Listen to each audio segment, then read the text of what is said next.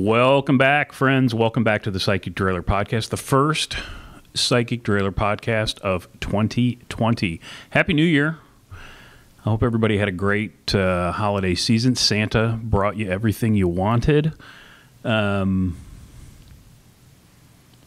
was pretty quiet around the house. Do you make resolutions? I'm not really much for making resolutions. But I do kind of revisit some goals maybe that I had. One was to write more, and I've been trying to do that. Even if it's just, kind of on a daily basis, kind of jotting down, thoughts that I've had over the course of the day. I'm not always successful. I don't do it every day, which I probably should. But I've got my trusty field notes and my Sharpie pen and my Polka pen in my pocket, so that it's always handy. And then what I found is that actually if I sit down to write something a little longer, something a little more involved, it's a little easier, right? Because you're in the habit. So, yeah. And people have asked me, about this little leather wallet thing. And it's from Craft and Lore. And I don't remember what the name of it is, but yeah. It's pretty cool. It'll hold your notebook, any kind of field note sized notebook. And then it's got a little, I don't know if you can see that. It's got a little insert there for a small pen, like a space pen or a Polka pen. But I've kind of just taken to sticking the Sharpie pen over on the side and doing it that way. So yeah. I am not going to spend the entire podcast / video talking about bike and car related things, but over the holiday there was a story about the NTSB report that I've talked about a couple of times already, and one of the things they said in the report was that 50% of all car and bike related, quote, accidents, the cyclist wasn't wearing a helmet. So it's the rider's fault. They completely disregarded the fact that 50% of those, I think it was accidents that resulted in death. They disregarded the fact that 50% of them were wearing helmets, but not to be dissuaded. The common thinking right now, is that this report is going to lead to helmet laws. New York being the first city to enact. This is the thinking, because of course, at least currently, New York never met a freedom that they didn't want to infringe upon. So, I would say if you're okay with that, then that's fine. But you should be aware and maybe stay on top of this issue with your local advocacy organizations, right? And that's all the car and bike disasters that I'm going to speak about. Going back to writing for a second and writing longer pieces, the psychicderailleur.com, which is my website, does have a blog attachment. And I do write there from time to time. Some people like it. And also, those blog posts, when I write them, do get distributed via email. And you can view the blog and also sign up for the email list on the psychicderailleur.com. Yeah. I lied about the car and bike thing because there was another interesting, I don't watch network television all that much. I've been watching a lot of British chat shows, panel shows, because somebody's out there doing the Lord's work and putting those things on YouTube. And I just find them entertaining as all get out. So, but it's football season, and I do watch the footballs from time to time, and because of that, you're going to see commercials, right? And Aaron Rodgers, Green Bay Packer, Aaron Rodgers is got a insurance sponsor. I don't remember the name of the insurance company. But apparently said insurance company has an app that, you install, and then it will reward you for good driving. Well, if it can reward you, obviously it can penalize you. They're not going to tell you that in the television ad, but obviously if it can reward you, it can also penalize you, which got me to thinking, cities, including my city of Indianapolis, have laws against texting. Indianapolis, and I believe it's statewide, has a law against texting while driving. Completely impossible to enforce, of course. But the law is on the books nonetheless.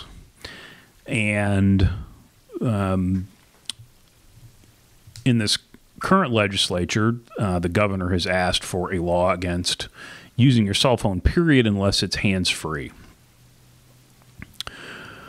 And while this is a step in the right direction, I think studies are out there that say it doesn't matter whether it's hands-free or not. I mean, if you're talking on your phone, you're distracted. You're not, part of what you're doing is concentrating on the conversation, not on what you're supposed to be doing, which is operating the GD automobile. So, and also, again, very hard, if not impossible, to enforce. But, I think it's going to be, it's not a good analogy, but I was going to say death by 1,000 paper cuts. But, maybe this issue of distracted driving there's not one answer, but there's several answers. The small L libertarian in me just blanches at the thought of traffic cameras, but again, I think that's one way to, take care of some of these things. And the second way may come from the insurance companies, because they obviously have a vested interest in, people paying attention to what they're doing while they're driving their cars. You might argue that they have more of an interest than local law enforcement. So it's interesting. Again, I don't think it's much more than a thought experiment right now, but, maybe that's part of the equation, is that, the insurance companies get involved, and I don't know. One of the things that we talked about when Kevin Whited was in here last is we spent some time talking about cargo bikes, and he's going to be screening this cargo bike documentary. I have since acquired a Surly Big Easy, which is not only a long-tail cargo bike, but is a pedal assist long-tail cargo bike. And, I would like to think that it would be a viable mode of transportation for some people in my locale. Time will tell. it is a hoot and holler to ride. I can tell you that. People ask me all the time, because I've ridden a handful of different e-bikes, and people have asked me what they're like, and I just say they're more fun than I care to admit. I don't have one full time because I think it's one of those things where I would come up with excuses to ride the e-bike versus my regular bike. But there's certainly a place for them. And actually, circling back to the blog, the last blog post was about e-bikes. So,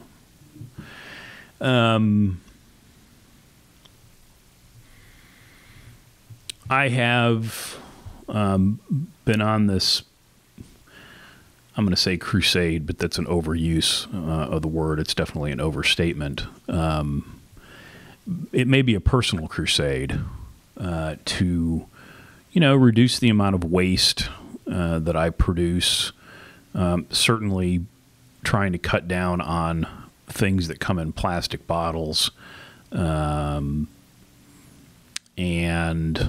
if you think about the things, because, one of the things I did do over the holidays was I spent a fair amount of time cleaning. And, a couple of things that, you come and you use quite a lot, laundry detergent, obviously, and dish soap. I have a dishwasher in the house, but I don't make enough dishes at one time to really justify running it. So, you hand wash stuff. And, dish soap comes in, obviously, in plastic bottles, and you end up probably using more than you need to. And good old Dr. Bronner, I discovered, and a lot of you probably already know about this stuff, but Dr. Bronner, the company, makes a thing called Sal soap. And, like all of their soap, you can use this stuff for everything up to and including washing your teeth. But Sal soap is more of a, you can use it as a laundry detergent and as an all-purpose cleaner, and they have these little dilution recipes, and you put 60 ml of this soap into 16 ounces of water in a spray bottle, and then instead of trying to make a little bit of drip out of your dish soap, you just give it a spray, and it's enough to wash 2 or 3 dishes. And so I did. I got a glass spray bottle and some of this soap, and I've used it in the laundry so far, and I've used it for dishes. And man, between that soap and white vinegar, I haven't found much that I haven't been able to clean with it. So, I'm not trying to convince anybody of anything. I'm just kind of relaying some experiences, and if you're down for trying to cut down on the amount of garbage you produce, maybe you're interested. As always, with all the things that the products anyway that I'm talking about, I will put links in the description of the video and the show notes of the podcast. And full disclosure, if they're Amazon links, those are affiliate links, and if you do decide to buy the product and you use my link, I do get a small commission. Small. And that's that. Sal suds. I dig it. The other thing I talked about, either not in the last podcast, but maybe the one before that, was I was lamenting the fact that even though when I went to Florida, I took a very small bag, that it could have been smaller. And that if I had a small travel backpack, I could have just, chucked it under the seat in front of me. And so I went down a rabbit hole of looking for travel backpacks, and they ended up settling on a company and I guess a guy, but a company called Tom Bin, which some of you may or may not have heard of. You know, really nice, not inexpensive backpacks. You know, again, in the full disclosure, I ended up buying 2 of them, but I bought them both on eBay secondhand, and I was able to buy the 2 bags, the 2 sizes that I was looking at, and I was able to buy 2 of them for the price essentially of a new one, because like a lot of these things, they develop cult-like followings. It's not a good thing or a bad. Well, I guess if you're the company, it is a good thing. You know, Rivendell's the same way. When I was doing triathlon stuff, there were companies that the same thing. So there's a very devoted following to Tom Bin, and there are people that, you know, they buy everything that comes out, and then when something new comes out, they've got to shake off the old stuff in order to buy the new stuff. And I think that that's what I ran into. He had just introduced 2 new backpacks, and there were a lot of the previous generations on the secondhand market so that people could afford to buy the new stuff. That's neither here nor there. They're great. I got a 19-liter and a 25-liter backpack, and I've been carrying the 19-liter kind of day to day, and man, super well made, a ton of organization. And if you're looking for a, you know, kind of a, again, finger quotes, minimalist travel backpack, or just kind of everyday carry backpack, give them a look. I don't have any affiliation with Tom Bin. I'm just, but I've been really happy with that product. So, I think that's about it. I wanted to get back in here and wish y'all a happy new year, and kind of give you a rundown of a few of the things that are going on. And if you're local and you've always wanted to ride a Surly cargo bike or an e-bike, I put an e-bike demo thing in my appointment scheduler, so you can go to the psychicderailleur.com and go to the appointment scheduler and actually schedule a demo for the Big Easy and see for yourself.